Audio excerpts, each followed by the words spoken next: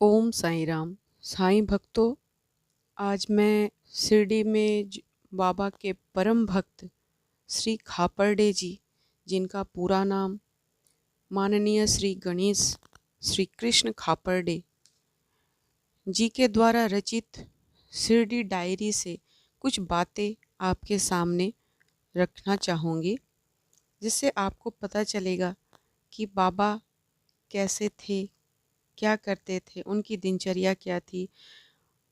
खापरडे जी ने बहुत कुछ बताया है इस किताब के द्वारा, इस किताब के माध्यम से। तो वही बात मैं आज आपसे थोड़ी थोड़ी बातें अलग अलग वीडियो में शेयर करूँगी। जिस प्रकार कहते हैं कि हरि अनंत, हरि कथा अनंता, ठीक उसी प्रकार हमारे साईं के भी लीला अनगिनत हैं। साईं अनंत, साईं कथा अनंता। श्री साईं बाबा शिरडी में लगभग 60 वर्षों तक रहे। इस लंबी अवधि में उनका संपर्क शिरडी गांव में रहने वालों से शुरू में कम रहा, लेकिन धीरे धीरे बढ़ा। अपने पूर्व अनुबंध और संस्कारों के अनुसार गांव के कुछ लोगों को श्री साईं का निकट सानिध्य मिला। जैसे जैसे श्री साईं बाबा का नाम फैला, दूर दराज के स्थानों जैसे मुंबई, पुणे, नासिक, नागपुर और अन्य समीपवर्ती जिलों से लोग शिरडी आने लगे।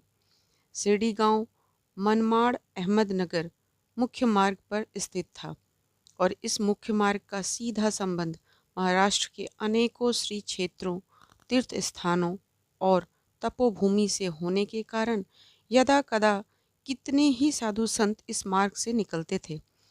शिरडी रहते हुए श्री साईं बाबा अनेकों साधकों, साधु संतों, सिद्धों और अवधूतों को शिरडी में लाए और उन्हें अपना आध्यात्मिक संरक्षण प्रदान किया। इसमें से कौन और कब साईं बाबा से मिले, इस बात का कहीं कोई व्यवस्थित प्रमाण नहीं मिलता, इसलिए अधिकतर वे अज्ञात ही रहे। कुछ को बाबा ने अपने प्रत्यक्ष आध्यात्मिक संरक्षण हेतु शिरडी में ही रखा। इनमें श्री उपासनी महाराज का उदाहरण सर्वश्रेष्ठ है, जिन्हें श्री साईं बाबा ने शिरडी में ही रोककर आध्यात्मिक पूर्णता प्रदान की थी। शिरडी वास के अंतिम 2 दशकों में श्री साईनाथ का लोगों से सीधा संपर्क बढ़ा। जैसे जैसे भक्तों, दर्शनार्थियों की संख्या बढ़ने लगी, लोगों के ठहरने के लिए साईवाड़ा और दीक्षित वाड़े का निर्माण हुआ। प्रतिदिन शिरडी आने वालों की संख्या 50-60 से लेकर 150-200 तक होती थी। बाबा के शिरडी वास के अंतिम दशक में उनकी शगुन उपासना आरंभ हुई। इस सब के अतिरिक्त चावड़ी शोभा यात्रा ने शिरडी को एक नया आयाम दे दिया। श्री साईं बाबा से मिलने वालों में दीनहीन, साधु संत, सिद्ध अवधूत, प्रतिष्ठित व्यक्ति, उच्च अधिकारी, राजघराने के सदस्य, सभी प्रकार के लोग थे। बाबा की उदारता और प्रेम के बारे में सुनकर कलाकार, नाच गाने वाले, करतब दिखाने वाले और वेश्याएं भी उनकी एक कृपा दृष्टि पाने के लिए साईं दरबार में पहुंचते थे। द्वारका माई मस्जिद में साईं का खुला दरबार लगता था। इन दिनों के कुछ बिखरे बिखरे सूत्र भक्तों के अनुभवों में मिलते हैं, लेकिन ये अनुभव अधिकतर श्री साईं बाबा की समाधि के उपरांत संकलित किए गए।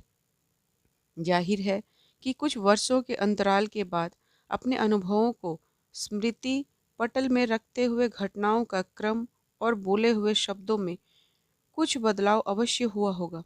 ऐसे में श्री खापरडे की शिरडी डायरी एक महत्वपूर्ण दस्तावेज के रूप में हमारे सामने है। श्री खापरडे सुशिक्षित थे और अपने व्यावसायिक क्षेत्र में सुप्रतिष्ठित भी। श्री खापरडे द्वारा डायरी लिखने में कुछ महत्वपूर्ण बातें हैं। पहला, डायरी लिखने में उन्होंने हमेशा नियमितता का पालन किया। दूसरा, जो कुछ उन्होंने अपने कानों से सुना और आँखों से देखा, उसे पूरी तरह लिखने का प्रयास किया। विशेषकर बाबा के द्वारा कहे गए किस्से कहानियों को उन्होंने सक्षमता से दर्ज किया है। तीसरा, उनके डायरी लेखन में भावुकता का न्यूनतम अंश मिलता है, फिर भी अपनी भावनाओं को उन्होंने सरल शब्दों में अभिव्यक्त किया है। चौथा, हर दिन घटने वाली छोटी या बड़ी कैसी भी बात क्यों न हो, उन्होंने उसका ब्यौरा दिया। पांचवा, उनमें किसी भी बात को बढ़ा चढ़ाकर न कहने का गुण भी मिलता है। यही कारण है कि हर प्रविष्टि संक्षिप्त, सटीक और छोटे छोटे वाक्यों में दर्ज की गई है। छठा, श्री खापर्डे के डायरी लेखन में ईमानदारी की स्पष्ट झलक है। कितनी ही जगह जहाँ वे बाबा के द्वारा कहे शब्दों को या उनके भाव या मुद्रा का आशय ठीक से नहीं समझ पाए या मुंह भूल गए, वहाँ उन्होंने ईमानदारी से अपनी असमर्थता को स्वीकार किया है। सातवां, उनके शब्दों में बाबा के प्रति श्रद्धा और आस्था का भाव प्रस्फुटित है। शिरडी डायरी में दर्ज की गई प्रविष्टियों के आधार पर दो महत्वपूर्ण विषयों के आकलन से सहायता मिलती है। पहला, श्री साईनाथ की दिनचर्या के विषय में। दूसरा, उनके द्वारा साधकों के आध्यात्मिक मार्गदर्शन के विषय में। जहाँ तक श्री साईं बाबा की दिनचर्या का प्रश्न है, उसमें बहुत कुछ अति सामान्य लगता है। बाबा का सैर पर निकलना, चीलम पीना, धुनी के पास बैठना, दक्षिणा लेना, एकत्रित भोजन को बांटना, लोगों से मिलना, मस्जिद साफ करना, उदी बांटना वगैरह वगैरह। अगर कहीं कुछ असामान्य है तो वह है एक पारलौकिक आभास जो उनके व्यवहार में झलकता है।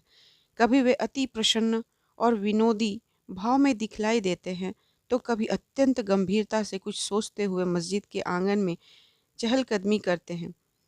कभी कृपा आशीष के स्नेह शक्ति वचन बरसाते हैं, तो कभी गालियों की बौछार करते हुए अपना सटका दे मारते हैं। कभी अत्यंत कोमल भाव से नैवेद्य ग्रहण करते हैं, तो कभी नैवेद्य की थालियां उठा फेंकते हैं। कभी चावड़ी से नाचते गाते हुए जाते हैं, तो कभी बिना एक शब्द कहे निकल जाते हैं।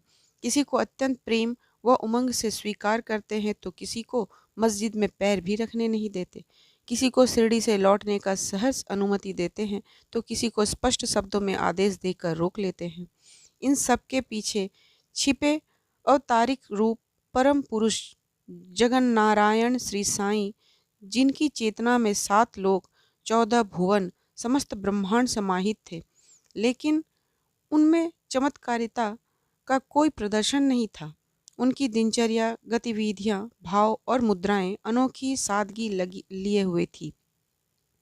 शिरडी डायरी के पन्नों में श्री खापर्डे द्वारा कुछ दिनों और दिन के भी कुछ घंटों का विवरण मिलता है, इसलिए बहुत कुछ ऐसा है जो इसमें दर्ज तारीखों में उनके देखने सुनने से छुटा है।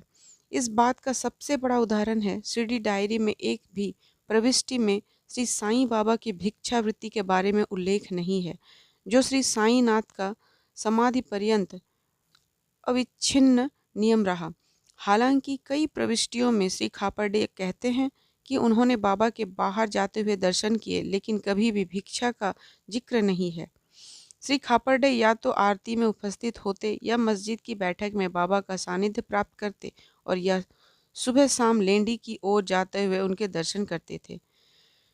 जहाँ तक श्री साईं बाबा के द्वारा साधकों का आध्यात्मिक मार्गदर्शन का विषय है, शिरडी डायरी में संकलित सूत्रों के आधार पर कहा जा सकता है कि बाबा साधकों को वाड़े में ठहराकर उनका प्रत्यक्ष रूप से आध्यात्मिक मार्गदर्शन करते थे। श्री खापर्डे ने कितनी ही प्रविष्टियों में दर्ज किया है कि वाड़े में प्रातः, दोपहर और रात्रि को हरि भाव दीक्षित, बापू साहेब जो उपासनी शास्त्री, भीष्म, श्रीमती कौजलगी आदि पोथी वाचन, पारायण और परिचर्चा में व्यस्त रहते थे। खापर्डे डायरी में ऐसी कितनी ही पोथियां का उल्लेख है जो वे लोग बाड़े में बैठकर पढ़ते थे।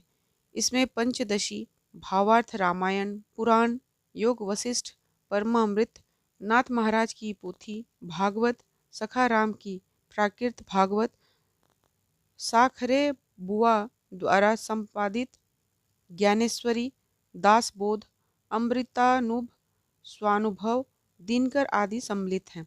वाड़े में ठहरे हुए यात्रियों, भक्तों, साधकों में परस्पर सद्गुरु श्री साईनाथ के साथ उनके अनुभवों, भावों, विचारों, दृष्टांतों आदि के विषय में चर्चा होना स्वाभाविक ही था। सत्संग के इन क्षणों में आध्यात्मिक विकास के लिए उनमें स्फूर्ति और प्रेरणा का संचार होता था। खापर्डे डायरी के पन्नों में बाबा का स्पष्ट निर्देश देखने को मिलता है कि वाड़े में जाओ और चुपचाप बैठो। वाड़े में ठहरे हुए साधकों को स्वचिंतन के लिए एकांतवास मिलता था। इस तरह बाबा अपने भक्तों को व्यर्थ की चर्चाओं से दूर रखकर मौन निर्देश देते थे। भक्तों की दिनचर्या में नियमित रूप से भजन संकीर्तन भी सम्मिलित था। श्री खापर्डे ने अपनी कई प्रविष्टियों में द्वारका माई में आयोजित भजन कीर्तन संगीत के अतिरिक्त वाड़े में भी भजन संकीर्तन की नियमित बैठकों का उल्लेख किया है। श्री साईं बाबा ने इस बात का स्पष्ट निर्देश दिया था कि खाली बैठकर समय व्यर्थ करना या सोकर समय गंवाना साधक के लिए उचित नहीं है। श्री बाबा खापर्डे से इस बारे में पूछताछ करते थे कि उन्होंने अपना समय कैसे बिताया। यहाँ तक कि एक बार जब श्री खापर्डे ने बाबा को बतलाया कि उन्होंने खाली समय में बैठकर कुछ पत्र लिए, तो श्री साईं बाबा तुरंत कहने लगे, खाली बैठने से तो हाथ चलाते रहना अच्छा है। अकर्मण्यता का बाबा ने इस तरह स्पष्ट रूप में खंडन किया। श्री खापर्डे की शिरडी डायरी में कई रोचक तथ्य हैं। बाबा के द्वारा सुनाए गए लगभग 25 किस्से कहानियां हैं। शिरडी में श्री साईं बाबा के पास आने वाले कई लोगों की पहचान है। उस समय के राजनैतिक और सामाजिक परिवेश के कई महत्वपूर्ण सूत्र हैं। मस्जिद में होने वाली बैठकों का आंखों देखा हाल है। चावड़ी समारोह की मनोरम झलकियां हैं। बाबा की मुद्राओं और भाव भंगिमाओं का सुंदर विवरण है। शोध की दृष्टि से शिरडी डायरी एक अत्यंत महत्वपूर्ण दस्तावेज है। तो चलिए नेक्स्ट वीडियो में देखते हैं श्री खापर्डे जी ने बाबा के साथ अपने अनुभव किस तरह उजागर किए हैं। तो मिलते हैं नेक्स्ट वीडियो में। बहुत बहुत धन्यवाद।